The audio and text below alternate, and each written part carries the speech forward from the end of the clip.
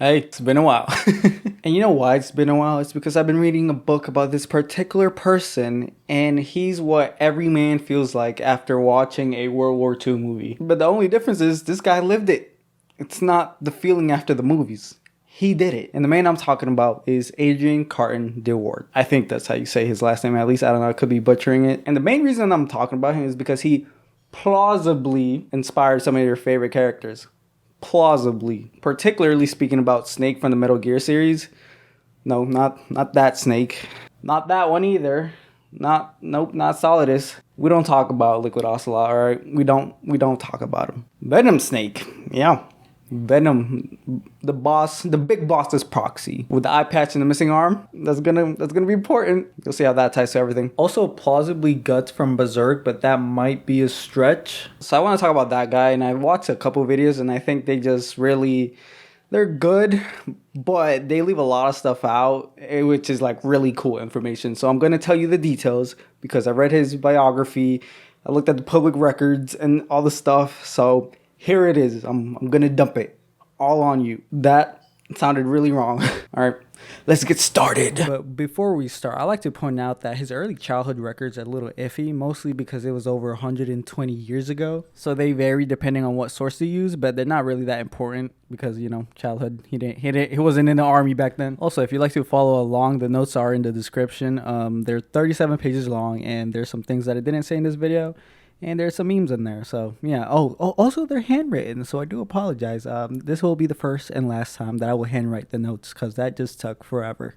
Okay, let me just unpause. Adrian Carton de Wiart, whose birth name is Adrian Paul Ghislaine Carton de Wiart, was born on May 5th, 1880 in Brussels, Belgium. 144 years ago. Yeah, that's old. He was born into an aristocratic family and was the eldest child of, I'm gonna butcher it, Leon Constant Ghislaine Carton de Wiart, who was a lawyer and a magistrate. His mother was Ernestine Wenzig, and there's not a lot of information about her, but the ones there is we'll get to in a little bit. Adrian spent his childhood in Belgium and England, and it was previously thought his mother died when he was 6, but that's not what happened.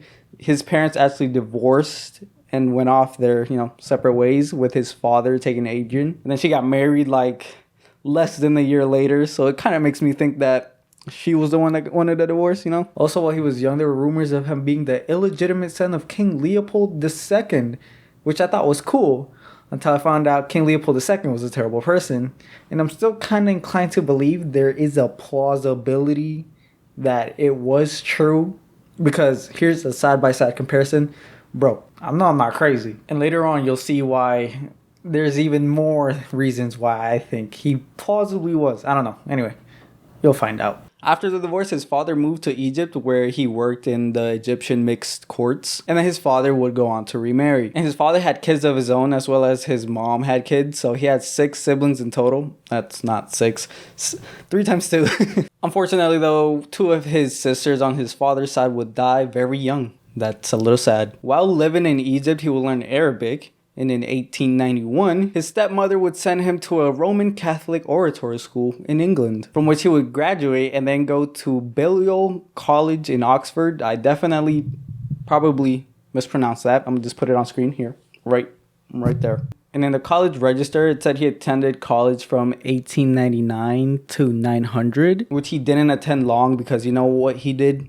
He wanted to go to war. He specifically enlisted in the Middlesex Yeomanry Volunteer Cavalry Regiment. And the way he signed up was under an alias. He told the enlisters that he was like 25 when he was barely 19 or 20 years old. And he used the alias of Trooper Carton, which I think goes super hard. He was then sent to South Africa to participate in the Second Boer War. Now, I'm going to go into detail about the Second Boer War because it's his first war. So pay attention. You got that? Pay attention. Now, the Second Boer War, also known as the Anglo-Boer War or the South African War, was caused by a couple of things. Now, this was the beginning of the 20th century, so like 1990. So England had a lot of colonies around the world. I mean, the King of England at the time was even called the Emperor of India. So as you can imagine, imperialism was one of the main reasons that he was out in war. But the main reason was the discovery of gold in South Africa. Gold was discovered in the Witwatersrand Basin in Johannesburg. Now, here's a map of South Africa at the time. Now, it was a lot of tension going on because there was a discovery of gold where the star is right there. And the British were upset because they were wanting to mine gold, like with miners. And the South African Republic was like, no, this is for Africa only. So the previous prime minister at the time, Cecil Rhodes, had previously failed to launch a coup with 500 British South African Company police, which sounds official, but it's not because those were basically his employees. Oh, and did I mention that the previous prime minister also just coincidentally happened to be a English mining magnate? What are the odds of that? So after the failed coup, he was removed as prime minister. And now there was a lot of tension between the Cape colonies and all the British colonies against the South African Republic. And the South African Republic president, Paul Kruger, had denied political and voting rights against the British and all foreign countries who came to mine gold. So the previous year of 1899, the Second Boer War would start by the Boers attacking British towns. So the British sent a lot of soldiers, hundreds of thousands of soldiers, as a matter of fact, to South Africa, and Adrian was one of those soldiers. Now, the South African Republic was also influential on other territories, so the South African Republic consisted of multiple territories, so they would go to war and they would lose because they were just outmanned, outgunned. And matter of fact, now called the Witwatersrand Gold Rush, was the largest gold rush in world history. So the British, they got their money's worth. Now back to Adrian. Adrian was fighting in a war. He got shot in the stomach and groin and had to be sent back to England. Now the catch is Adrian's father had thought that he was back in Oxford studying to become a lawyer, but the whole time he was out fighting in a war. So his father was very, very upset. And as you can imagine, you send your kid to school and the next time you see him, he's been shot in the groin and stomach. Not good. So you can imagine the shock he went through after seeing his son for the first time in a long time and him just being like, hey dad, I'm back from war. However, after some convincing, his father gave him his blessing to be in the army, and after recovering, he was given a commission to be in the 2nd Imperial Light Horse. This is their emblem right here. Now back in South Africa, he was actually given a raise, but he was very ill-tempered and did not like people shouting at him or using curse words, which he says, quote, always brought out the worst in me. So he did not like being yelled at or cursed at. So he threatened to punch his superior and then he was demoted. So his promotion did not last more than 24 hours and then he was demoted. And on September 14th, 1901, he was then given a regular commission as the 2nd lieutenant in the 4th Royal Irish Dragoon Guards, which is a cavalry regiment in the British Army. And not long after that, he had to leave South Africa because he was transferred to India in 1902. Adrian's injuries during the Second Boer War actually made him very physically aware that he needed to be better. So he went on this whole Chad training arc. So while his time in India, he just went shooting, physical training, basically everything to make him better at war. Oh yeah, he also fell off a horse while in India and cracked his ribs. Also, a little detail that I just recently found out literally less than an hour ago. He actually shot somebody in the butt and then was almost kicked out of the army. So that's not very good, is it? Oh yeah, while he was in India, the Second Boer War ended by the British completely aerial bombing the South African Republic's capital. So yeah, and they got the gold. Congratulations. In total, the British had used 500,000 troops, and the South African Republic had 60,000. So yeah, it was overkill. From India, his regiment, the 4th Irish Dragoon Guards, transferred back to South Africa. And on July 16th, 1904, he was promoted to supernumerary lieutenant. There you go. Pronounced it properly. And appointed to aide-de-camp, which is an assistant, to Sir Henry Hilliard, who the following year would become officer commander-in-chief of South Africa. So he was pretty much the assistant to a very important person in South Africa. And by the way, Sir Henry Hilliard would go on to become kind of this mentor for Adrian. And he learned a lot from him and would go on to later on in his biography compare him to his father and the way he kind of influenced him, and not compare him to his father, oh hell, Henry Hilliard and my dad. No, it was just okay, these were the two most positive influences and the people who mostly inspired me while I was young. So that was kind of wholesome. And in 1908, he would go on to marry, and I'm going to completely butcher this because it's the longest name ever, Countess Frederique Maria Caroline Henriette Rosa Sabina Franziska Fugger von Babenhausen. Long name. She was the eldest daughter of Karl V Fürst von Fugger Babenhausen and Princess Eleonora zu Hohenlohe Bartenstein Unjagensberg of Klagenfurt, Austria. Yeah, basically, I just butchered those names, but he married the daughter of a princess and a prince. So I'm just saying, regular people don't marry into royalty. So maybe he was, the plausible son of King Leopold II, but we'll never know. Oh, and he had 2 daughters with her, so yeah. And then he would go on to remarry after she died, so, yeah.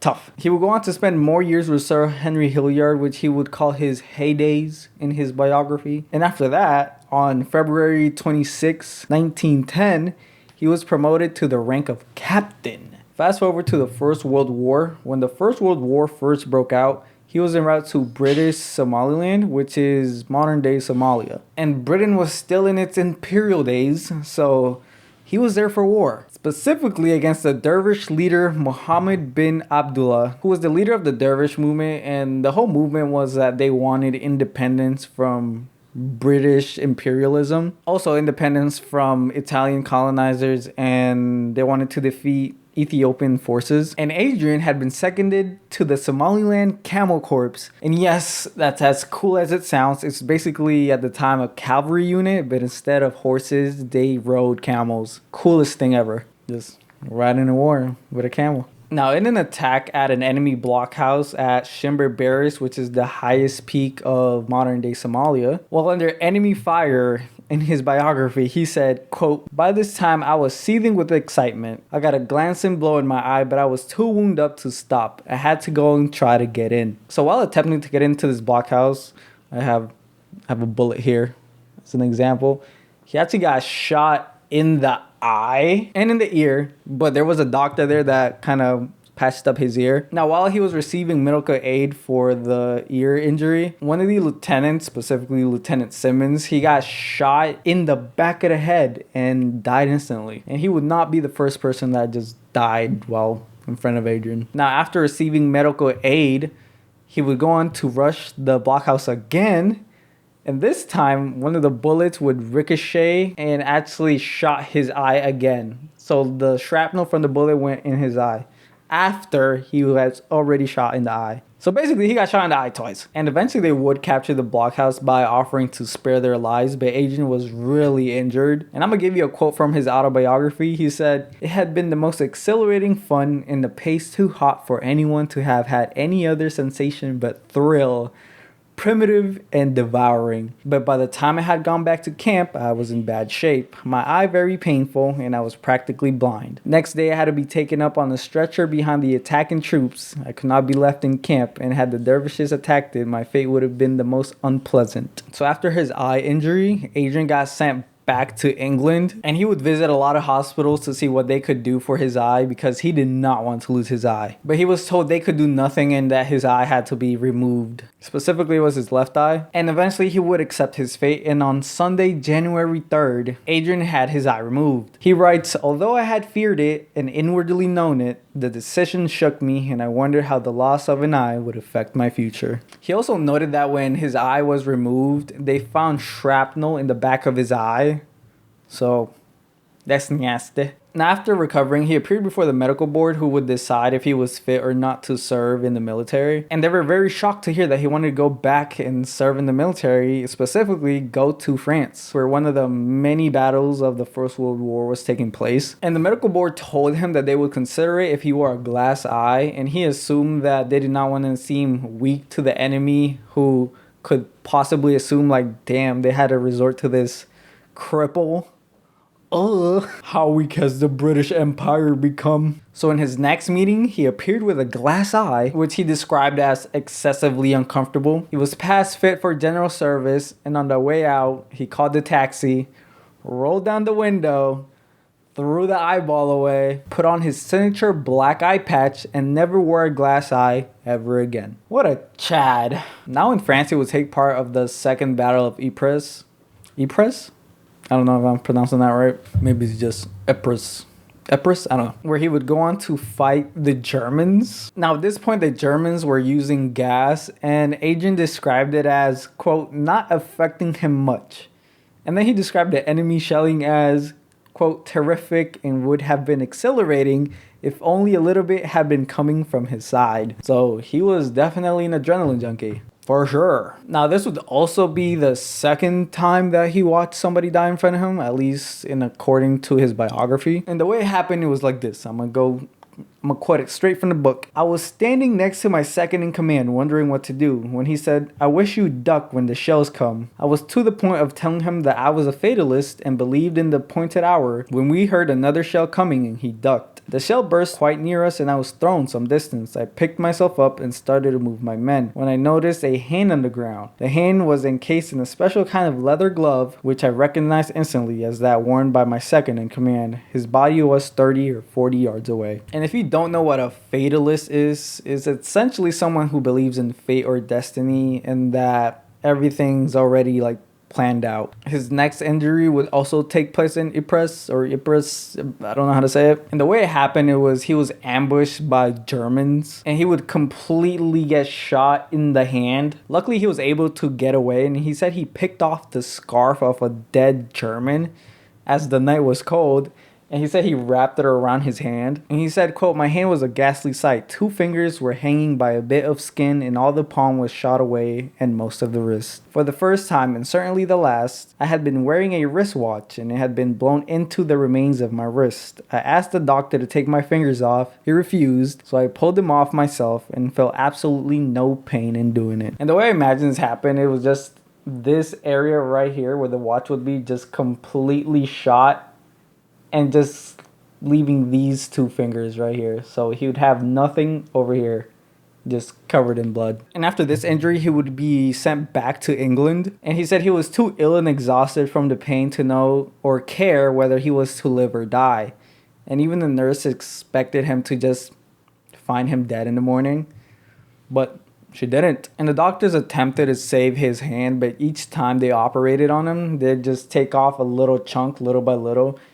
And he just wanted to take the hand off. He said it filled him with nausea that his only idea was to have it taken off. The surgeons thought differently, believed in miracles, and endeavored to save the horrible remains. Now, while he was still recovering from his missing hand, his father would die back in Cairo. So that did not make the situation any better. But he had already visited him like the previous December, and he could already tell that he wasn't all there. So he was mentally prepared, but you can't really, be fully prepared to the death of your, parents. And in his biography, he wrote something really deep, which low-key made me tear up a little bit. All right? Don't judge me. Here it is. Although I had been prepared for his death, it did not lessen the blow, for he was my only real tie in the world, the one solid piece of background, as well as the most kind and generous of fathers. Damn! That's deep. That hit the feels. And by December 1915, he was offered a job which said improved his health by leaps and bounds. And after learning to do everything with his right hand again, he would once again stand in front of the medical board, for which he was very ready for just an absolute no, you're not going back. But instead, they were very impressed and passed for general service. Okay, so you can see where I'm going here. Missing eye, missing arm, guts. Guts is a big stretch. However, Venom Snake. Also, I found a Reddit post that talked about this. So, yeah, I'm not the only one, all right? Now, his new offer required him to leave the 4th Irish Dragoon Guards. And he was to be put as second in command of the Loyal North Lancs in Tom Bridges' 19th Division. And Tom Bridges is the guy who offered him the job. He also wrote, up until now, I had seen little fighting. Aye, bro. And as sad as I was to leave the 4th Dragoon Guards, I knew everyone understood the reason of my going and did not resent it. So basically, he was like, yeah, I ain't seen much fighting. I just got shot by Germans, lost my hand. I was already handicapped with one eye in the first place. But in my opinion, I have not seen enough fighting. That's just me. Now his next engagement would be in I don't know how to say it. Laboiselle. I hope no French people watch this video. I can already see the comments about my terrible pronunciation. Now this took place before the Battle of Somme, where he was given command of the 8th Gloucesters. Gloucesters? Leave me alone. Anyway, in this attack, his battalion was assigned as support, and amidst the heavy German barrage, he said, quote, "I was compelled to use bombs for the first and last time and found a new use for my teeth, pulling the pins out." Bars. He's so cool, bro. He's so cool. All this with one hand and one eye, by the way. He was literally going to war, throwing grenades. One eye, one hand. Insane. When Laboiselle, however you pronounce it, was captured, the War Office asked for his criticisms. And he said, "As I could find no mention of the 8th Gloucesters, whatever, in the entire report, I simply wrote that I had been under the impression that my battalion had taken Laboiselle, but that evidently I was wrong. So much for official history." So basically, he helped a lot, and it just wasn't shown in the papers or the official report. So he was like, "What the hell, man? Y'all just gonna leave me and my battalion out? Okay." So much for history. Now, after this, he was taken to Pane, where he was to meet the King of the Belgians, Albert I, successor of Leopold II. It just makes me think. I'm just saying. They don't just take regular people to meet the King of Belgians for no reason. Adrian described him as a man of quiet charm, distinguished looks, but struck him as being most painfully shy and had very few words for him. Womp womp. L. Ratio. Nerd. He then went to Bazin-le-Petit. I don't know. He went there to attack Highwood, which was one of the many strong points of Somme, and the attack nearly cost him his life. And as described by Adrian himself, during a night raid, he stepped on a man in the dark who he thought was wounded, and he was like, where did you get hit, bro? And then the man replied that he hadn't been hit. And then Adrian turned and asked his adjutant, which is just his assistant, for his revolver. And then the man dove behind a wall. And then next thing Adrian knew, he just found himself face first in the dirt. Just bro blacked out. He said he had the sensation of, quote, that the whole back of his head had been blown off. Now, by the time he came to with like the just pain in the back of his head, there was just incoming shells upon shells and bullets. And his servant Holmes, same spelling as Sherlock Holmes, pulled him into one of the shell holes where they would just spend the rest of the couple hours until all the attacks stopped. And Holmes is one of my favorite people in the book. I think it's just so funny, like the dynamic of the two. And I'll tell you more about that dynamic in a little bit. But while they were in the shell hole, well, there were still bullets flying and just explosions everywhere. Holmes cracked the joke. It was like, "Oh, if my missus could see me now." And then Holmes managed to evacuate the area with Adrian, and Adrian specifically credits his survival to just completely to Holmes' loyalty. Now, I know you have a couple questions, all right, as to why Adrian turned to his assistant for his revolver. Who is Holmes?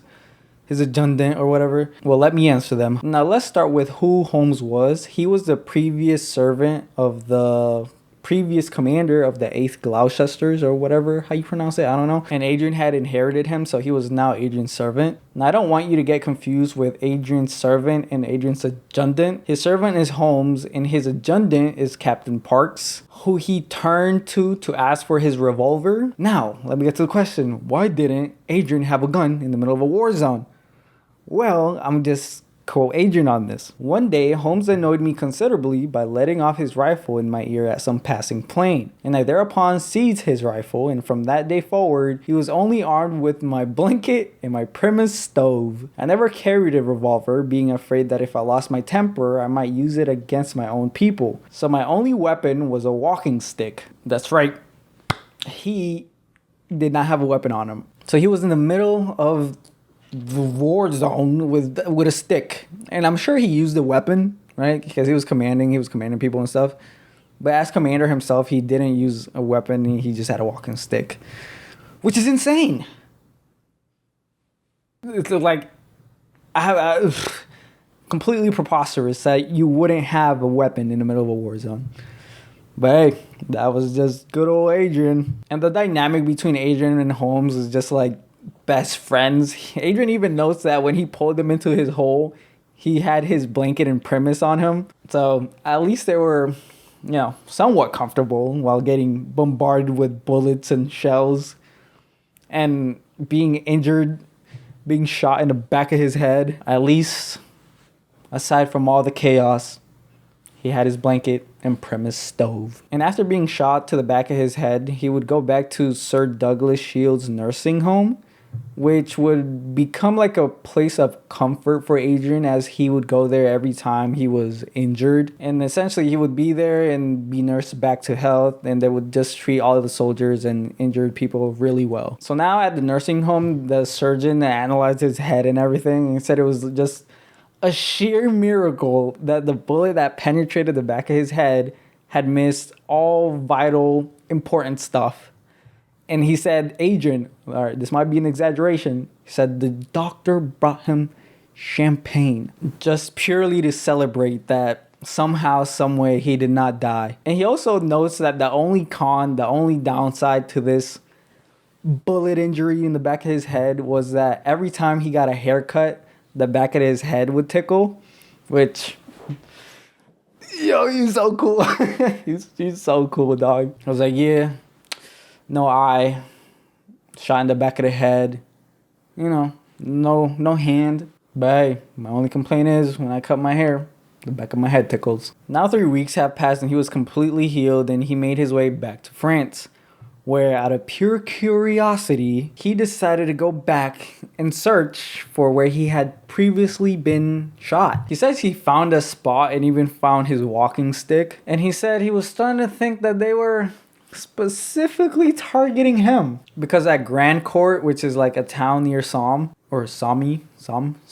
S-O-M-M-E, a shell fragment hit his ankle and he went right back to Sir Douglas Shields' nursing home. Then he healed up and then he went back to service, where his next injury would take place at Arras Front at Monchy-le-Preux. No idea if I'm pronouncing it right. Here it is.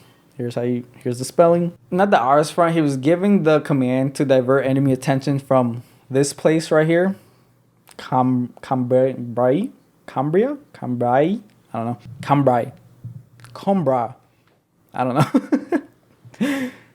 One morning, the Germans put down like a really heavily like artillery barrage, which he describes as everything was being blown up in all directions. And then he thought someone hit him from behind, and then he touched his hip and he was just profusely bleeding. But luckily for him, he was already near battalion headquarters, and he was sent to a hospital to be immediately operated on. And then when he woke up from surgery, he was like, "What are the casualties? Is everyone okay?" And then he was told, like, "Sir, you were the only casualty." And he was like, "Ain't no way." Out of the whole attack, he was the only casualty. What are the odds? And unfortunately, the next day, there was a lot of casualties. So he says, "Perhaps my wound may have been a lucky one. It did not seem lucky at the time, as per my clothes had been blown into my hip by the shell, turning it very septic and keeping me in the hospital for 3 endless months." So essentially the fragment had blown a piece of his clothes, which is, as you can imagine, in the battlefield, just completely infected with bacteria. And his wound had been infected because the clothes got lodged inside his body, which, trying to imagine that, is not very pleasing, is it? It's kind of nasty. And as you can imagine, he was on his way back to Sir Douglas Shields' nursing home. However, this time, he tried to take Holmes with him, and the embarkation officer was like, "Absolutely not. For what? No." But somehow Holmes did show up to Sir Douglas Shields' nursing home, and Adrian says, quote, "I never inquired to his methods." And this is like one of the things I just like about them. Just showed absolute loyalty and friendship. The whole thing is just so wholesome, their friendship. Now, after recovering for like the millionth time, he wanted to go back to France, and general headquarters was like, I don't know. However, they did approve him to go back to France. This was very short-lived. You want to know why? Well, because upon going back, he would nearly lose his leg to a shell.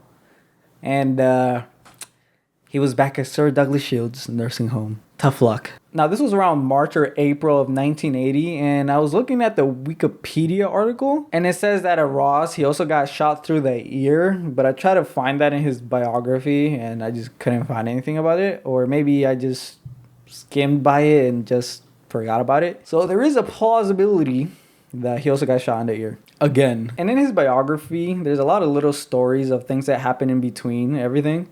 And this time on his way back to Sir Douglas Shields nursing home, he said he met a man at the train station or something.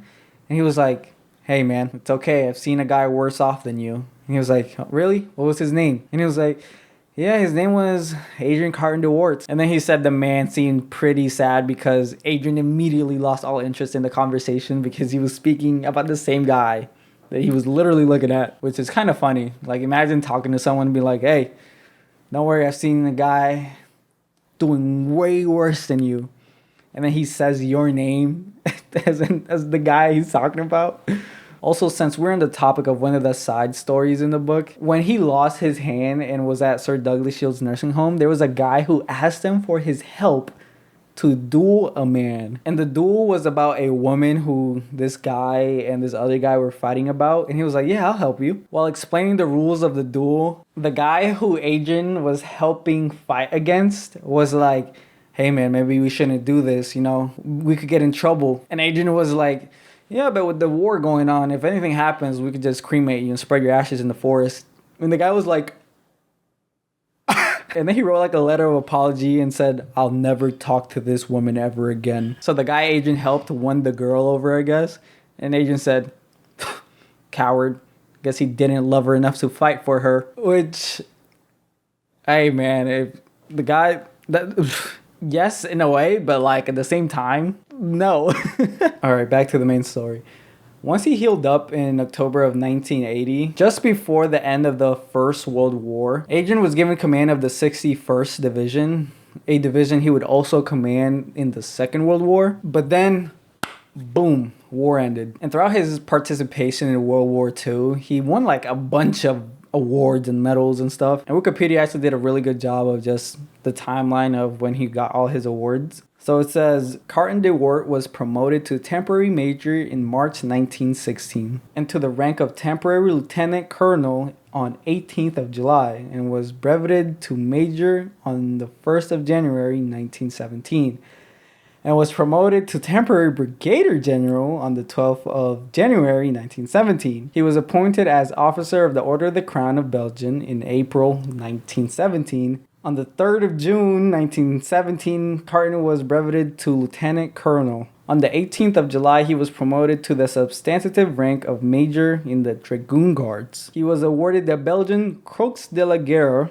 which I'm guessing this means Cross of War, in March 1918, and was appointed as companion of the Order of St. Michael and St. George in the King's Birthday Honors in the list of June. So he got a bunch of awards. I also watched a video about Adrian, and apparently during the war he was given command of 3 units, and at the time of telephones and all that stuff, pigeons or whatever, instead of doing all that, he would run to each one and issue orders, and for that he was given a Victoria Cross. And if you don't know about the Victoria Cross, it's the highest award for gallantry in combat that can be awarded to British Armed Forces. So it's like the highest military award. And in the London Gazette, which is just like public records and stuff, it says on September 9th, 1916, quote, His Majesty the King has been graciously pleased to award the Victoria Cross to the undermentioned officers, non-commissioned officers and men. Captain, temporary Lieutenant Colonel Adrian Carton de Wiart for the most conspicuous bravery, coolness, and determination during severe operations of a prolonged nature. It was owing in a great measure to his dauntless courage and inspiring example that a serious reverse was averted. He displayed utmost energy and courage in forcing our attack home. After 3 other battalion commanders had become casualties, he controlled their commands and ensured that the ground one was maintained at all costs. He frequently exposed himself in the organization of positions and of supplies, passing unflinchingly through fire barrage of the most intense nature. His gallantry was inspiring to all. So basically 3 battalion commanders died and he was given command of those battalions. And instead of using like a wire or a pigeon or whatever they had at the time, he would run to each battalion and issue orders. Insane. Also, the fact that they just put coolness just goes to show how actually cool he was. Alright, moving on to post-World War I. The Treaty of Versailles changed the maps. Poland had just emerged independent from Russia, Prussia, and Austria. The 3 had previously occupied its territories, and now, despite World War I being over, Poland was now engaged in 5 wars. One against the Germans, Greater Poland Uprising, the Soviets, Polish-Soviet War, the Ukrainians, the Polish-Ukrainian War, the Lithuanians, the Polish-Lithuanian War, and the Czechs, the Polish-Czechoslovak War. So Poland was going through it. General Botha, like both of these General Botha was chosen as the British Poland military mission leader, and Adrian was supposed to be his second in command. However, General Botha fell ill and Adrian took his spot. And his first task was to attempt peace talks, however that was unsuccessful. He would then head to France to report the situation to the French Prime Minister and General Henry Wilson, for which he said the French Prime Minister was not very sympathetic towards Poland, and Pilsudski, the Polish Prime Minister, had, quote, no liking for the French and resented being in the French sphere and made to feel dependent. The 5 wars would continue to go throughout 1919, and early into 1920, a Soviet attack would happen at a train station in Rovno, Poland, and one of the shell hit Adrian's train car, and Adrian's Batman, not like, I'm Batman. Not that type of Batman. Batman as in a soldier or airman assigned to a commissioned officer as a personal servant. That kind of Batman. And then Lieutenant Commander H.B. Rawlins, who would go on to become Admiral Sir Bernard, would then run along the train tracks to try to escape, and then they found a bogey truck. They hopped on the bogey truck and Rawlins gave Adrian a hand and Adrian fell. Luckily he wasn't injured and they were able to escape successfully. But before they left, he said some cool stuff, which I'm about to say right now. Before abandoning the coach, I had looked at my revolver and found that there were only 2 rounds in it, and I wondered whether to waste one on the Cossack before using the other one on myself. I was not going to risk being taken prisoner. Bars. And luckily for them, the enemy Russians never made an advance, so they were really lucky. However, it should be noted that Rawlins had a very fancy train car, which they were in, so they unintentionally made themselves a target, because out of all the train cars, that one looked really nice. But regardless, they escaped successfully and returned to Warsaw. Or is it Warsaw?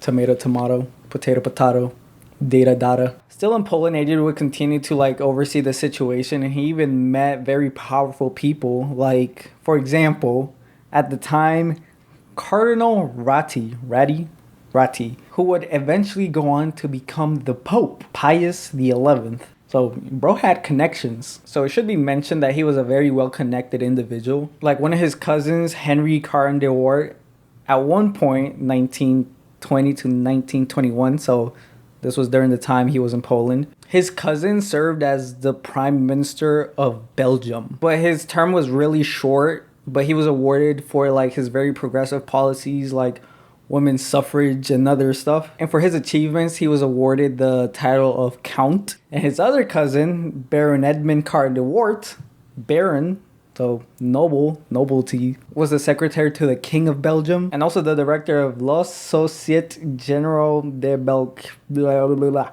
This right here. Which basically was a financing conglomerate that at one point in history had significant control over the national economy of Belgium. So it just goes to show he had some very, very powerful connections. At one point during his time in Poland, he brought over British Minister Sir Horace Rumbold, and they visited the front to where he would find a Polish soldier that had been captured. So he was like, point me to the Soviets. So he went to find the Soviets with his British minister. And luckily they were accompanied by a car that had a machine gun. So when they found the Soviets, they shot at them. For which the Soviets retreated 100 or 200 yards away. And then they returned fire. And they were like, oh yeah, we gotta get out of here. And he said, Sir Horace enjoyed every moment as it was his first time under fire. Oh, my apologies. I'm looking at my notes right now. It says they were 600 yards away. Then they returned fire. Regardless of the distance, Adrian said, personally, I was relieved to return him intact. He also took General P.D. Radcliffe to the front, which Adrian called an uneventful trip. However, after the trip, they passed a Polish sentry which shot at them. And Adrian was so mad that he stopped his car, walked up to his ears, and threw him into a ditch full of water. And he said the most amusing part was watching General Radcliffe's expression, as he, quote, was not expecting these antics in such a crucial moment of the war. So he was like, friendly fire? Boom! Ditch. After this, the Russians would advance about 15 miles north of Warsaw, and then the Polish counterattacked. And then Adrian says, quote, as soon as they saw the Poles stand and prepare to fight, they retreated and continued to retreat until they sued for peace. The battle near Warsaw has been called, quote, the miracle of the Vistula, and never was a miracle more timely, for issues at stake were tremendous. Had Warsaw fallen, there can be no doubt that Poland, a great part of Germany, and Czechoslovakia would have become communists. Speaking of communism, he absolutely hated communism. And later on he would go to China and express his opinions about that to one of the... Well, you'll see. Adrian also had extremely bad luck with planes. Once he was flying really low and he said he saw a German soldier aiming at his plane and he thought he heard something, but he was like, maybe it's my imagination because the pilot didn't say anything. Come to find out, once they land, he found a fresh bullet hole only 6 inches away from where he was sitting. And if you don't know how far 6 inches is, hold on, let me bring a tape measure. This right here, this right here is 6 inches. You know how close this is? Look at this. My hand is bigger than 6 inches. And after he found the bullet hole, he said, a good shot and a lucky miss for me. He would then return in the same plane, and he had 2 emergency landings. The first time the plane was able to take off again, but the second time it wasn't able to. And unfortunately, the plane fell in Lithuanian territory. So he said he had to travel to the Lithuanian capital of Kovno in order to return home, which Kovno was the capital of Lithuania from 1920 to 1939. And then there was another instance where his plane ran out of fuel in Poland-occupied Kiev, and he said he was stuck there for a while. And these are only the first few that I'm mentioning. I'll mention more later on, but bro had terrible luck. Or maybe good luck, because he survived all of it.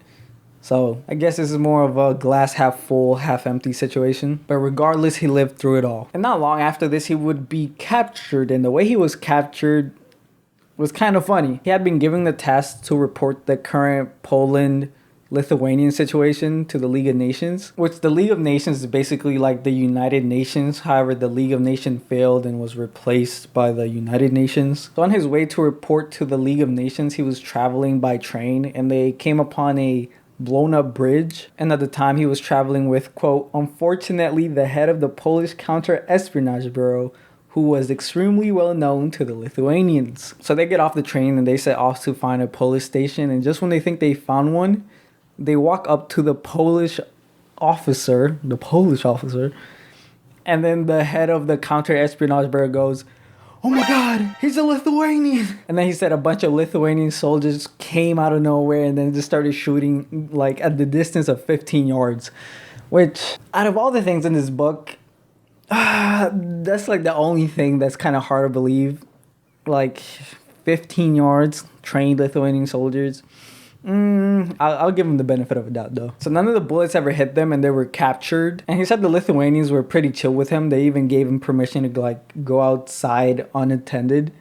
However, the Polish guy, they quote, watched like a hawk. And I'm sure it didn't help that he was the, very well known head of the counter-espionage bureau. The Lithuanian soldiers were then ordered to take them to Kovno by force if necessary, where the Lithuanian Minister of Foreign Affairs would come interrogate Adrian. And Adrian says, quote, assured him that he only arrived by accident and he hoped sincerely that he would never set foot in his country again. Adrian answered no questions and was released hours later. He also notes that when he was freed, the Lithuanian prime minister even offered to come to see him and apologize for everything. But Adrian had, quote, no desire to see him. And then Adrian returned to Poland. Also, I should mention that even while he was captured, his Batman James refused to like let anyone near the train. He was like, he will come back. He survived so much. He will come back. And I think that just shows like how much loyalty his servants and aide-de-camps and everybody under him just had towards him.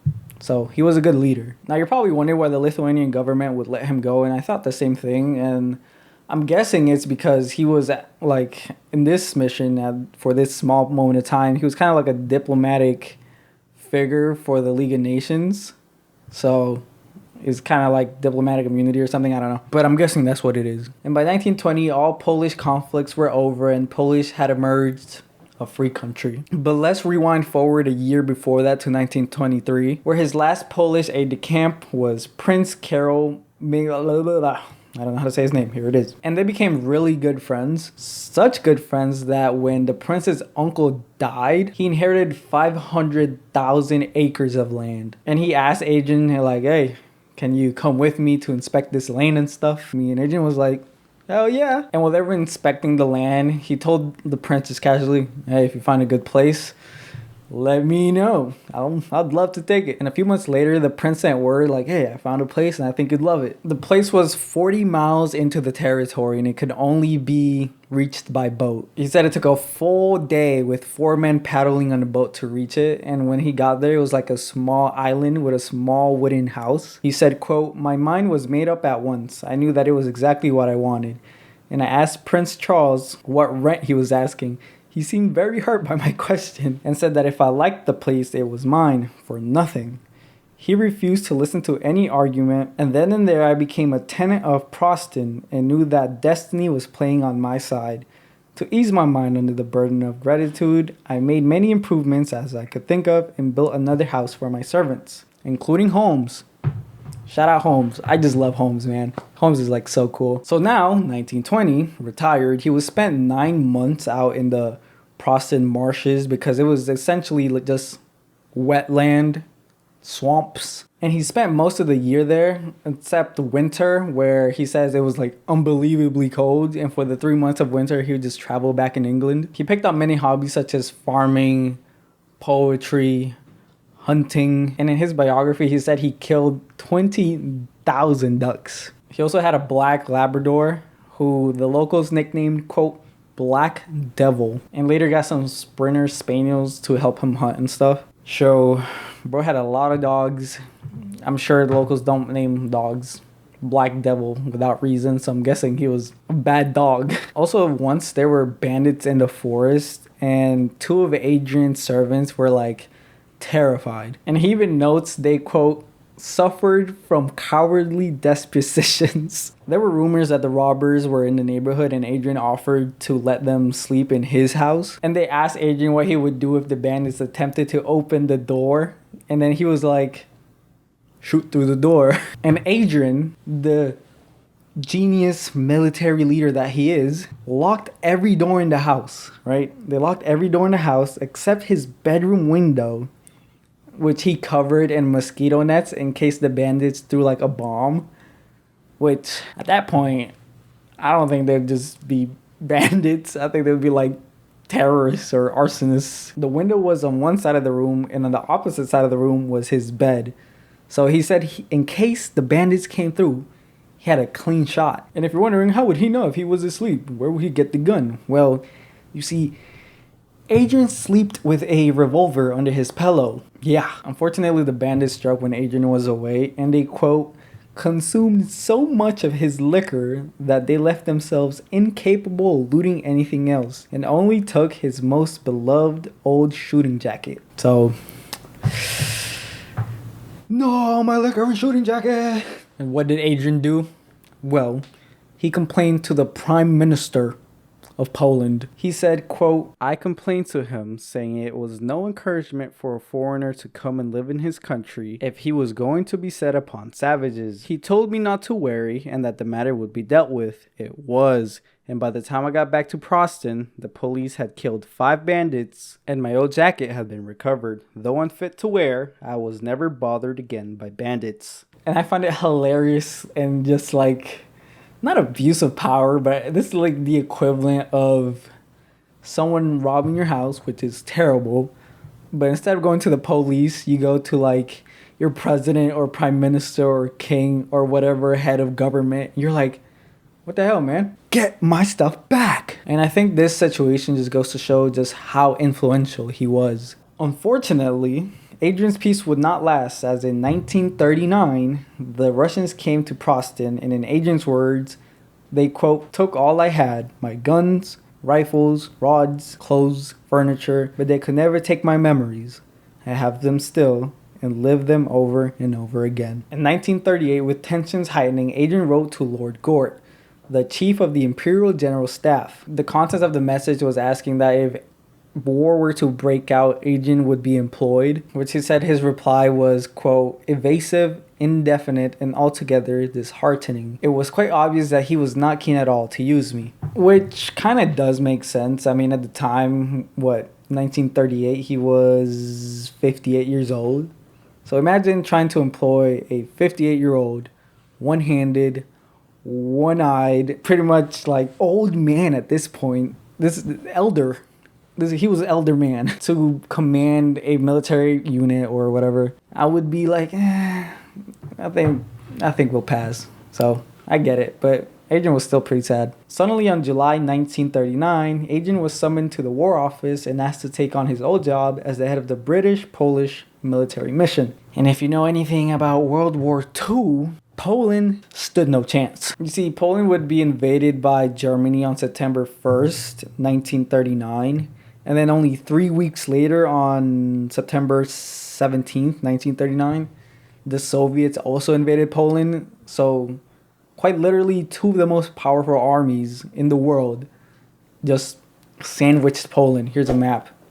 Like, it stood no chance. So Germany invaded Poland starting World War II, and only 16 days later, the Soviet Union joined. So yeah, tough month for Poland. Adrian's mission not useless, he headed towards Romania past just hordes and hordes of refugees. At this point, he was in his civil attire to blend in. And he and his staff and companions entered Romania. Romania at the time was full of just German agents and pretty much sleeper cells. And as Adrian puts it, quote, the whole country seemed alive with German agents, all perfectly aware of our identities, and the Romanian police were very busy inviting us to park our cars in certain enclosures from which we should not have emerged as free men. Also, fun fact, Romania would go on to join the Axis powers. So they teamed up with Germany, and because they were kind of scared of Russian invasion.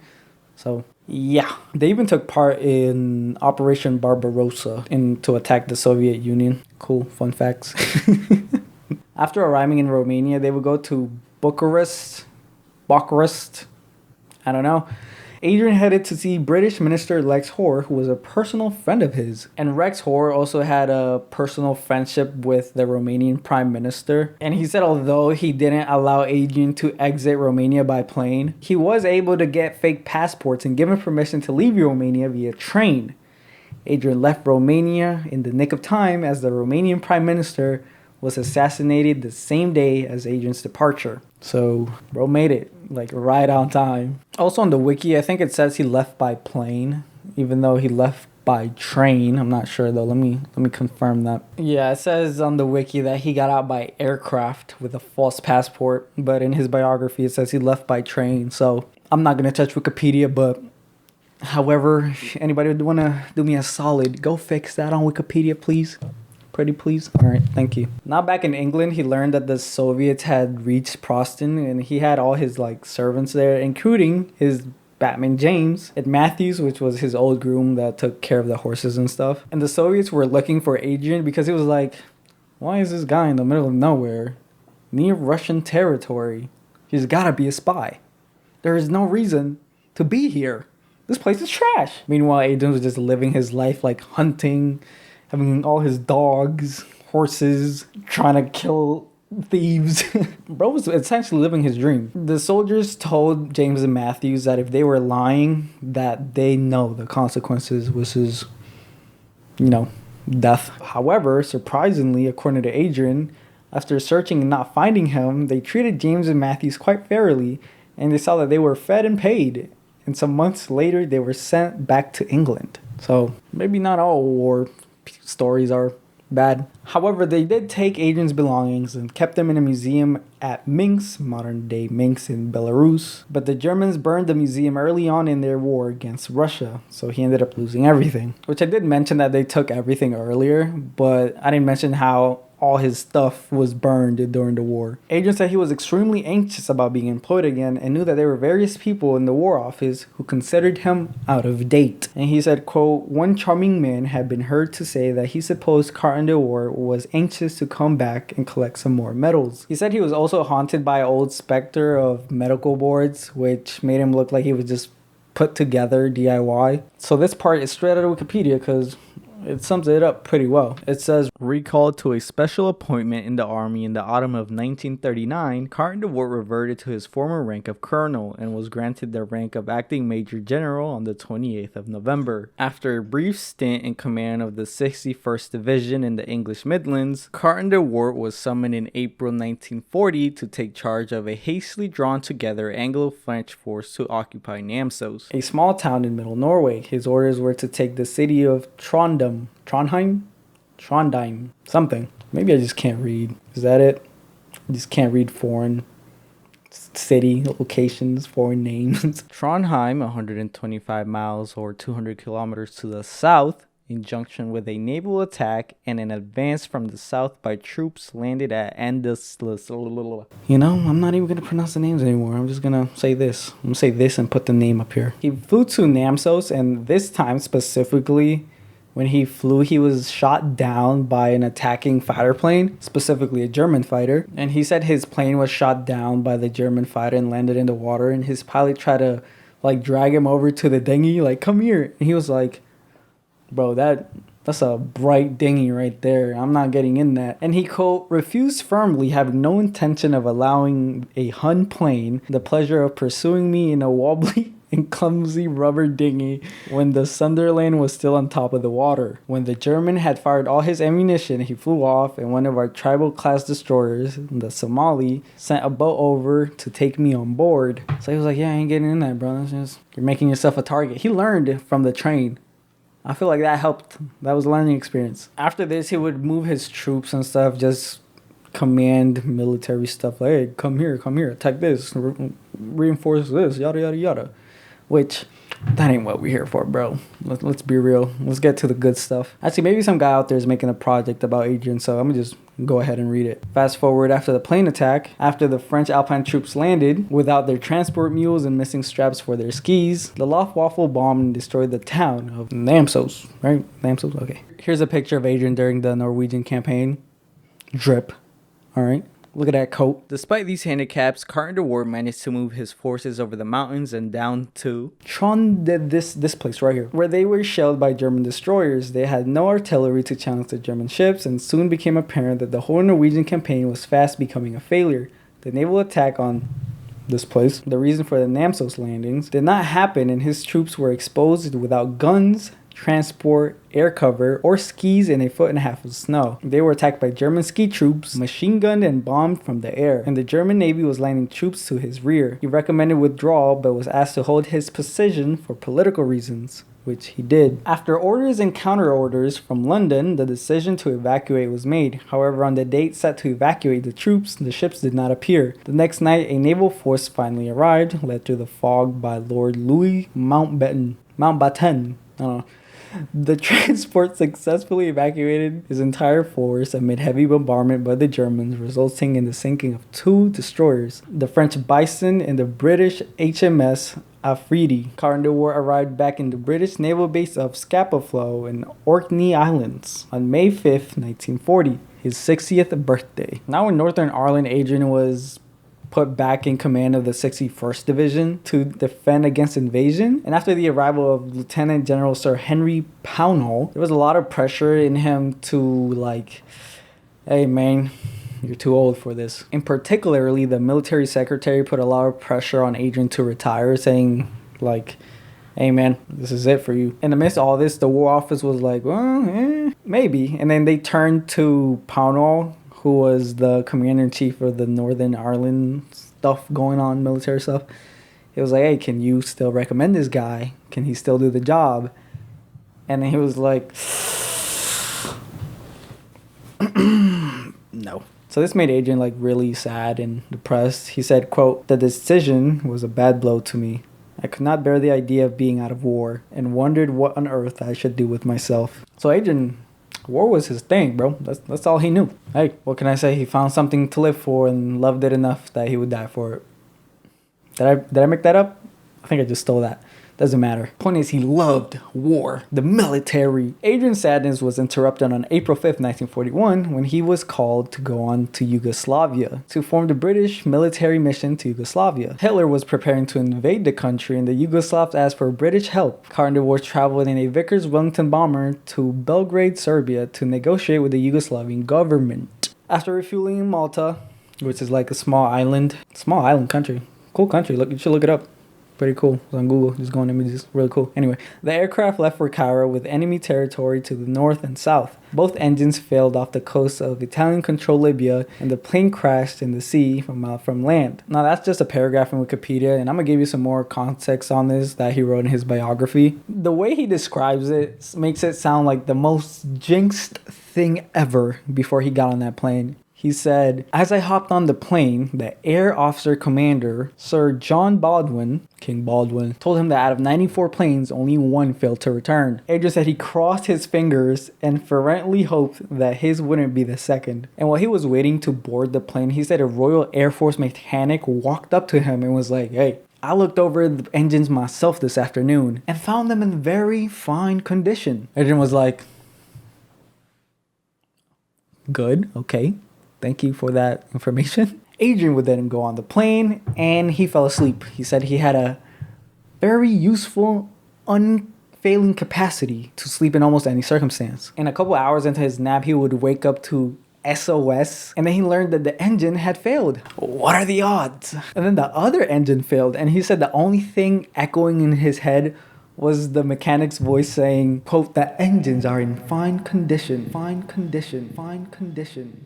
Yeah, the plane would crash land into the water and Adrian would take a blow to the head and lose consciousness. He was brought out the plane by his cabin members and awoken by the water hitting him, for which he said, "I never had the vestige of a headache, and I imagine a few hours in a cold ocean must be the perfect cure for concussion." Bars!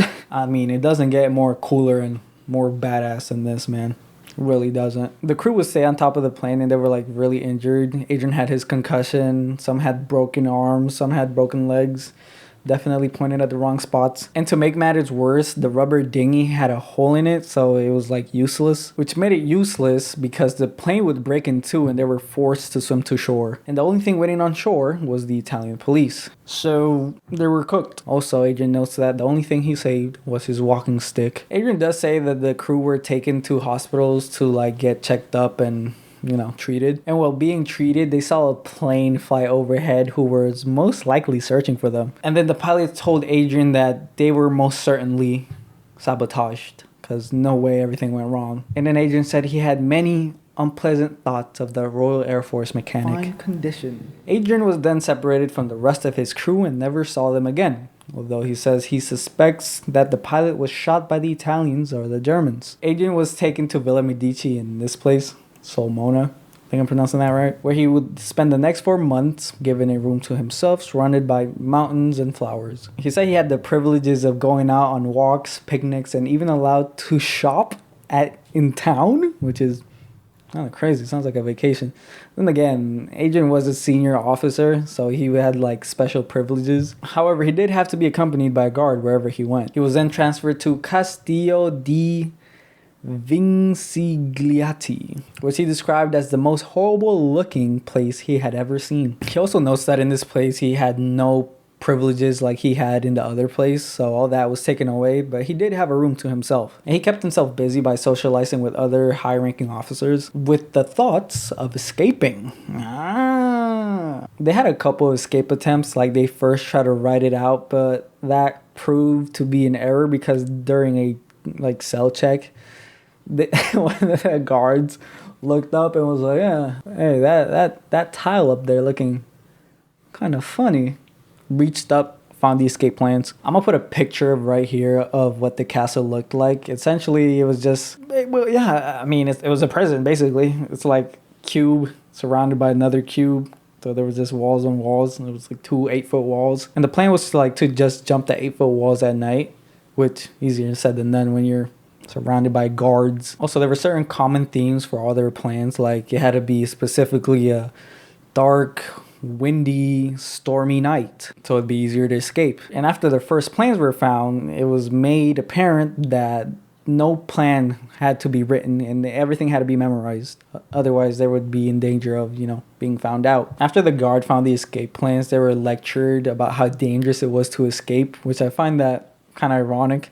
The danger is telling you how dangerous they themselves are. Like, hey, don't escape. Why can't we escape? Well, we could kill you. And after they were lectured, there were just more security put in place. In their second failed attempt, they made rope, and the way they found him was like, once again during a cell search. I guess they searched the bathrooms and they found just wet rope because it was made out of I think it was twine, so the rope was white, and they decided that was kind of like a risk, so they dyed the rope with dirt, and they needed to dry the rope, and they hanged the rope over the bathrooms in one of the cellmates' rooms, and, well, I guess they found the ropes, and they were like, what is this? What is the rope? What is this, Lappy? During his time there, he would become really good friends with Richard O'Connor, who he himself was really, really, really cool. And just some lore on O'Connor, he was once captured by the Nazis, and the 55-year-old Scott secreted a revolver and a hand grenade to hijack his transport plane. So, cool beans. O'Connor even managed to escape once, and he was given solitary confinement for a month in another castle as punishment. But by far their most successful escape attempt was where they spent 7 months making a tunnel. By this time, O'Connor was back, and the party was made up of 6 people. And the tunnel even had like a light and like warning bell system, as one of the senior officers that was being held prisoner there was an electrician, I think. Another one was like an artist, and he was given papers of musicians and singers and try to make fake identity cards for each one of the 6 that were in the escape plan. They would tip away at the rock in the early hours of the day where all the guards were still sleeping. Not all of them, but some of them. They also chip away during the siesta hours, which is like a tradition where you take a nap in the afternoon, which is like a European thing, apparently, which is kind of cool. I'm a little jealous, I'm not gonna lie. Adrian also says that during the digging, the crown princess of Italy, a daughter of King Albert of Belgium, tried to get him repatriated, which is basically like bringing a doctor in and being like, yeah, he's done, he can't participate in war. But they were not successful at it. Adrian writes, the crown princess knew of my Belgian relations and tried to do many kind things for me, but they had all proved most difficult with the fascists in power. And this goes back to my conspiracy of him being secretly the child of a king. I mean, I'm just saying, no princesses are just vouching for any random guy. And then finally, it was time for the Great Escape. At this point, they had very good fake papers. They had their tunnel. They each had 25 pounds of food. Since there were 6 of them, they would split off in pairs of 2s, and they would each try to make their way to the Swiss frontier via different routes. By this point, everything was ready. Like, they even had other prison mates make them dummies. So like when the guards came to check past midnight, they would be like, oh yeah, he's in there. They also had mosquito nets, which kind of helped them hide their, the fake body doubles. And while they were waiting, everything was basically ready. They were just waiting for a dark, stormy night. And they had to wait for a while because he said the days just kept getting finer and finer with better weather.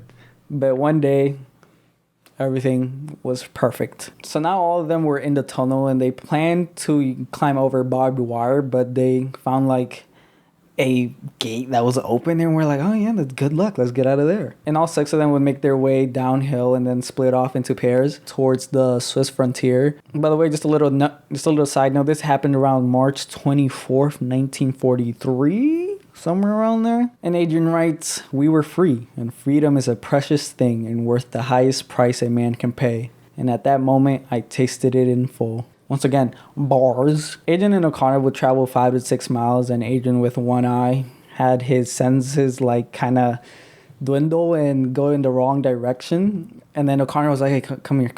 That's the wrong way, dude." And after almost making the wrong turn, Adrian writes, "After this blunder, we washed out instinct and took all our directions from a map," which Dick, which is, nickname for Richard O'Connor, read with the utmost ease, though I personally dislike them intensely and have absolutely no flair for them. Adrian, dog, I ain't gonna lie, I'm not with you on this one, dog. You're planning to escape here. You need the map. You need to know where you're going. On their first day, they would approach a farm and ask if they could spend the night, because they had traveled literally all day. And the owner of the farm was kind enough to let them sleep in their barn with the cows, and even invited them for dinner. And in the middle of dinner, while O'Connor was, chatting, because O'Connor knew Italian. He had learned. However, Adrian did not know Italian. So O'Connor was just, he was rizzing the people up, bro. He was like, yeah. Riz. So yeah, he was using his charisma to get the most benefits out of it as possible. And in the middle of dinner, you know what happened? Well, a soldier in all uniformed walked in, for which Adrian said his heart just sank. However, O'Connor just chatted away. They then slept with the cows, and in the morning, the farmer offered them breakfast, of which he said he wanted absolutely no compensation for it, and it was just hospitality. And they accepted, and since they wanted no compensation, the two would leave the farmer's daughter-in-law money to buy the kids gifts and stuff. And then they went on their merry way. The two would then travel towards the frontier under the guise of being peasants, with Connor using his charisma and Italian speaking skills to find places for them to stay. And as you can imagine, as they headed more towards the frontier, there was more troops, so they would have to resort to traveling by night and resting during the day. And they even had an officer ask them to see their papers, and O'Connor, quote, "rose to further heights of Italian fancy and poured out answers to the volley of questions put out by this unattractive man. I turned on my deaf-mute act, and soon the creature was satisfied and allowed us to pass on." So yeah, that was his disguise, just a peasant who was deaf and mute. But unfortunately, they were captured. I'm saying captured with quotes because they kind of turned themselves in, and you'll see why. So here's what happened. They were having a hard time on figuring out their route, and while looking at the map, two carabinieri showed up. And carabinieri is just Italian paramilitary police, who asked to see their papers, and they kind of scrutinized them, but they found no faults because their papers were actually really good. They were made by one of the prisoners, high-ranking prisoners, who was an artist. And I'm going to just say in Adrian's words in his biography, they, quote, "scrutinized them and could find no fault with them. Unfortunately, they proved to be that rare thing, men with instinct. Our unsavory appearance may have had a good deal to do with it, but these two carabinieri were devoured by suspicion, which could not be calmed." They were also very curious about Adrian's missing hand, and we were like, is that a trick? And then they asked to see, and they just found a nub. And both of them knew that the gig was up. So they turned themselves in. They told them their rank and stuff, of which the two officers were really happy. And the reason they were happy is because they had a bounty on them. And they told Adrian and O'Connor that when they arrived to higher authorities to tell them that it was them who captured them, because they were sure that the head carabinieri at their head post was sure to take the credit and the reward. And by the next morning, they were on their way on the train back to their prison fortress. Oh, by the way, in the description of their bounty or whatever, aside from all his injuries, there were also mentioned of him losing a leg. So I'm sure that helped.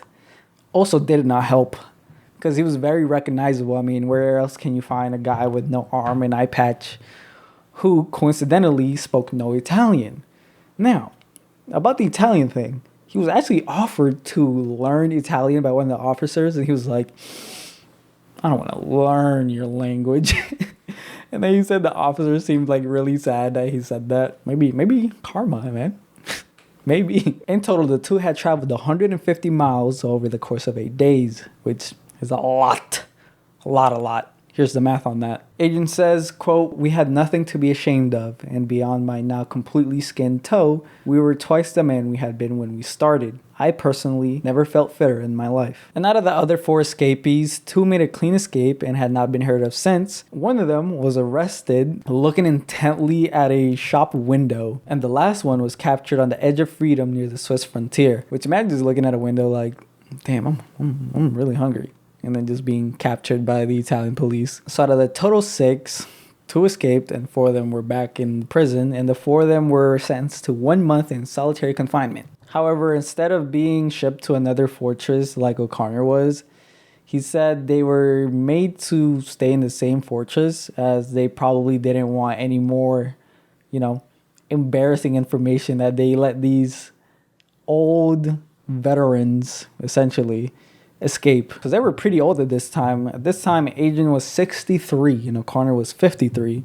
Adrian even says, quote, "Our united ages making 116. This was like a really embarrassing for the Italian police, and they made sure to like keep it as under wraps as possible. They even changed the head prison guy at like the prison because, you had one job. Your main job in the prison is to keep everybody there, and they failed at that. And the new supervisor of the prison just punished them really bad. Like, they couldn't get within speaking distance of each other, and they had to be a guard there at all times, no matter what. From which Adrian said they just kind of lost, like, the spirit to escape. Which, yeah, does make sense. I mean, you kind of successfully did escape.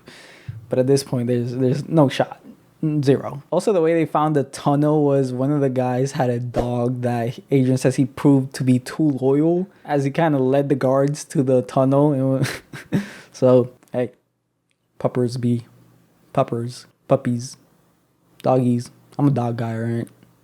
I don't really mess with cats. Cats are cool, but I like my dogs. Then in a surprising development, Adrian was taken from prison in August 1943 and then driven to Rome, where the Italians were secretly planning to leave the war. And at first, Adrian was like really skeptical and didn't want to leave. He also hated the idea that he would have to leave O'Connor back in prison. And he says O'Connor even woke up early to see him off. So that's real friendship right there. So while the Italian government was secretly planning to leave the war, they wanted to use Adrian as like a token of good faith. So they wanted him and Italian General Giacomo Zanussi to go to Lisbon to meet Allied contacts to negotiate a surrender. And since this was like a top secret mission, Adrian had to be in plain clothes. And Adrian, when he was told he needed to be in civilian clothes, with like, they offered him Italian tailors and stuff, which he stated had no objection, provided that he did not resemble a gigolo. For more context on this, Lisbon was full with spies, so they didn't just send him back to England. They had to wait because it was just filled with spies. And as you can imagine, the Italians wanting to surrender is a big deal for the Germans. But eventually he was able to secretly escape back to England, reaching it on the 20th of August, 1943. And after arriving in England, he was interrogated by the head of MI5 and just asked like a bunch of questions. And he even vouched for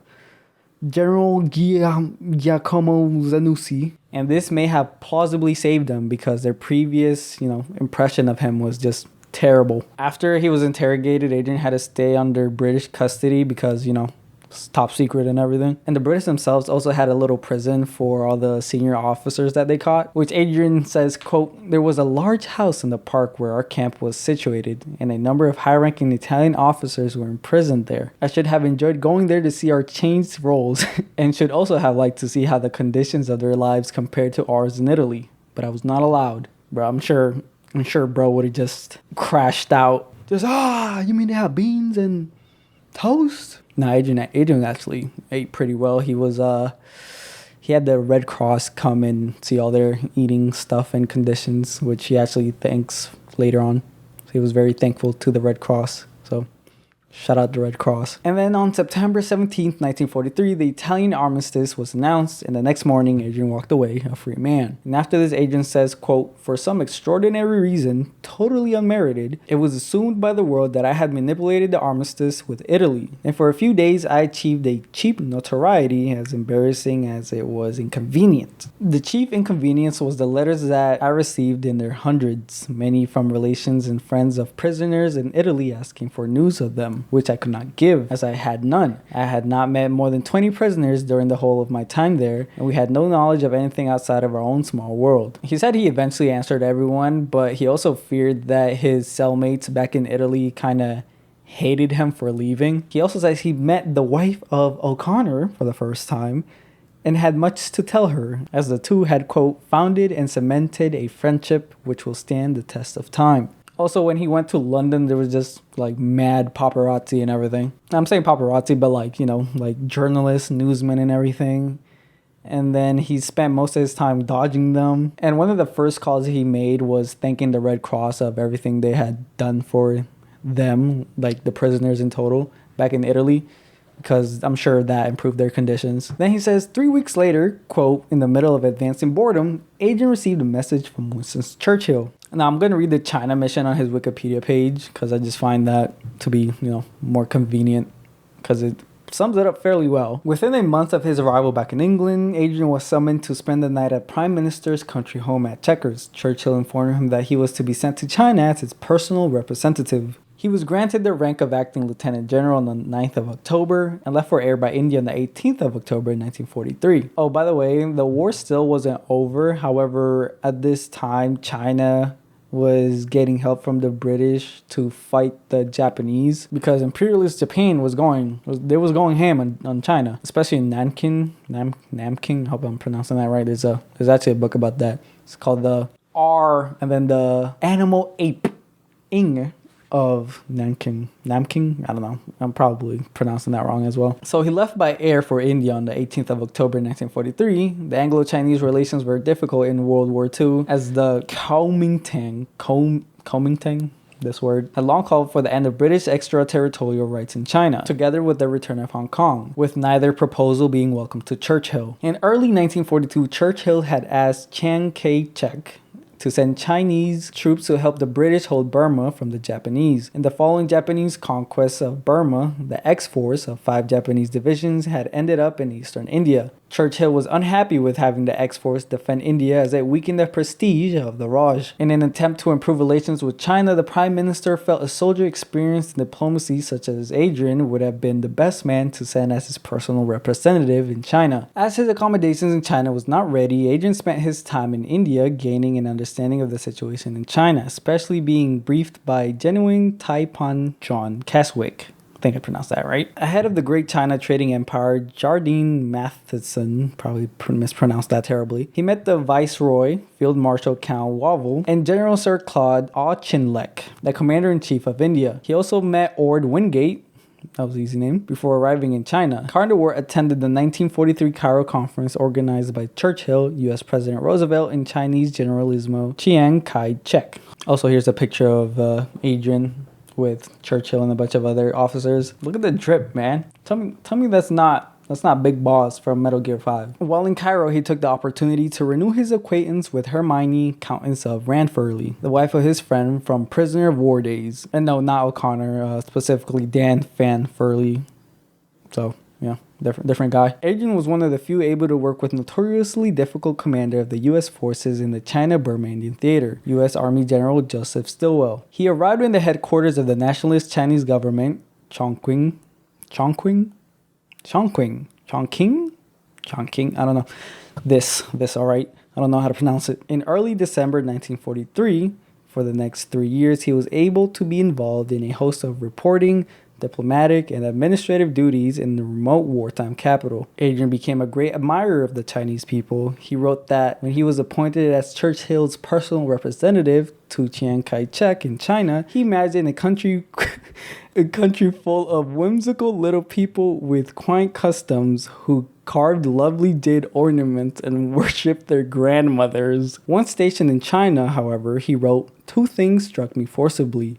The first was the amount of sheer hard work that people were doing, and the second, their cheerfulness while doing it. He regularly flew to India to liaise with British officials. His old friend Richard O'Connor, that's his guy, who had escaped from the Italian prisoner of war camp and was now in command of British troops in eastern India. The governor of Bengal, the Australian Richard Casey, became a good friend. Did it say he escaped from the prisoner of war camp?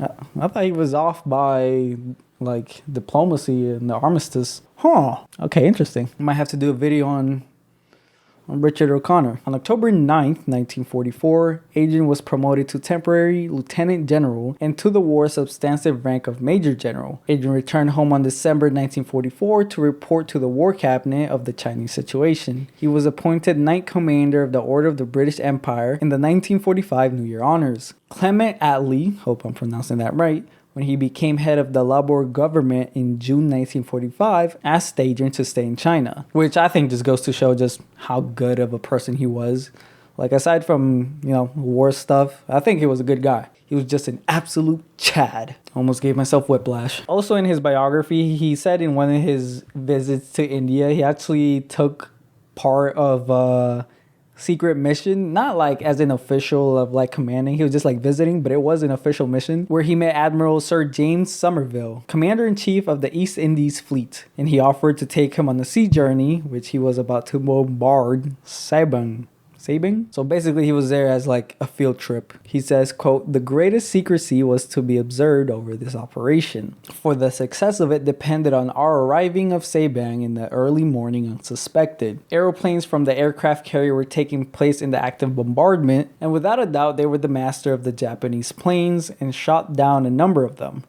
We only lost one plane, and the pilot bailed out into the sea and was safely picked up by us. The Japanese reply to our shelling was very feeble, and although I believe they did put 2 shells through one of our destroyers, neither of them exploded. Our casualties numbered 2, both war correspondents." Now into Southeast Asia and the part that I just, gave context to, like the little story I just said about him being in an aircraft, that it summarizes it pretty well. Adrian was assigned to a tour of the Burma front, and after meeting Sir Admiral James Somerville, which I just said, Commander-in-Chief of the British Eastern Fleet, he was given a front seat on the bridge of the battleship HMS Queen Elizabeth for the bombardment of Sabang in the Netherlands East Indies in 1945, including air battles between Japanese fighters and British carrier aircraft. A good part of Adrian's reporting had to do with the increasing power of the Chinese communists. The journalist and historian Mark Hastings writes, "De Wiart despised all communists on principle, denounced Mao Zedong as a fanatic, and added, 'I cannot believe he means business.' He told the British cabinet that there was no conceivable alternative to Chiang as a ruler of China. He met Mao Zedong at dinner and had a memorable exchange with him, interrupting his propaganda speech to criticize him for holding back from fighting the Japanese for domestic political reasons. Mao was briefly stunned and then laughed." So if you know about Mao Zedong, which I hope I'm saying his name right, he was the chairman of the Chinese Communist Party and was eventually the president of the People's Republic of China. So he was pretty big in the political field. After the Japanese surrender in August 1945, Adrian flew to Singapore to participate in the formal surrender. After a visit to Peking, he moved to Nanking, which, bad stuff happened there. The now liberated nationalist capital, accompanied by Julian Amery, the British Prime Minister's personal representative to Chiang. He also visited Tokyo to meet General Douglas MacArthur, which even I don't know a lot, but I've heard that name in school before, so pretty important U.S. general. Oh, and he also flew over Hiroshima, and he said, quote, "From the air looked much like any other bombed out city." He was now 66 and ready to retire despite the offer of a job by Chiang. Adrian retired in October 1947 with the honorary rank of lieutenant general. And as far as the offer, Adrian said he considered his persistence as one of the biggest main enemies of his life, which I think he kind of had a little bit of imposter syndrome. And he says, quote, "I am apt to imagine myself a failure, even without any reason. And the Generalissimo's offer did more to raise my morale than anything else could have done." But he kind of waited on the offer and said he, quote, "I reserved my answer to the Generalissimo until I got back. I was not quite sure about it, as I am not keen on officialdom in peacetime. But I knew I should be blown one way or the other at the dictates of fate, and was prepared to leave it to her as usual. I had no plans, no home, no job, and with pulling out of reach, China might take her place in my interest. However, while he was waiting to give a reply, he slipped on a coconut matting in his leather-soled shoes. He crashed to the bottom of the stairs, hit his head on the wall, knocking himself unconscious, broke his back, crushing a vertebrae, and was very lucky to not have broken his neck. When he came to and realized what had happened to him, he said it ringed the death knell to every hope, enjoyment, or job, and in my heart, I never thought I should walk again. While he was recovering, he felt it was too late to accept the job as the Generalissimo's personal advisor, and he said both he and his madam knew how sad it was for me to refuse. They wired me, offering to keep the job open for me indefinitely, but I felt that I was a crock and might have proved to be a useless one. I loved China, her people, and her country, and I had found great happiness there, and I could not have wished for a pleasanter fate than to go back and be of some use to the Generalissimo and the madam, but it was not to be. Hey, maybe it wasn't meant to be. Now, at this point in his biography, this is like at the end, and he says, this is the ending line. Quote, I stood there surrounded by the succeeding generations, and I felt a strange feeling that the circle was closing and I was back at the beginning again. Then he says, quote, this is French, alright? If I butcher this, it's not my fault. Plus de change, plus de la même chose, which means the more it changes, the more it's the same. Which essentially means that no matter what changed, the main point of things, like, for example, let's say a democracy and an oligarchy and, I don't know, a republic or whatever, despite their differences, there's a couple of things that no matter what always stay the same, which is like the general baseline essentials and stuff. Like there has to be a leader, whether it be a dictator or a president. No matter what, the basics stay the same. At least that's what I got from it. And that's the last line of his book. There's a couple other things that I just didn't mention. Like I think I have brain fog right now. It's been 6 hours since I started recording. I think he crashed another time while he was in China. It might not have been a crash landing. I think it might have just been like an emergency landing. But regardless, the plane did go down, which more plain bad luck. Also, I'm going to read the last paragraph of his Wikipedia page, which adds a little bit more context to his injury. It says, en route to French Indochina, Adrian was stopped in Rangoon as the guest of an army commander. Coming downstairs, he slipped on a coconut matting, fell down, broke several vertebrae, knocked himself unconscious, and was admitted to Rangoon Hospital where he was treated. Adrian's wife died in 1949, and in 1951, at the age of 71, he married Ruth Myrtle Joanne McKinney, a divorcee known as Joanne Sutherland, 23 years his junior, born in late 1903. She died in January 2006 at the age of 102. They settled at Agni this alright house, Killingdarish. This is the location.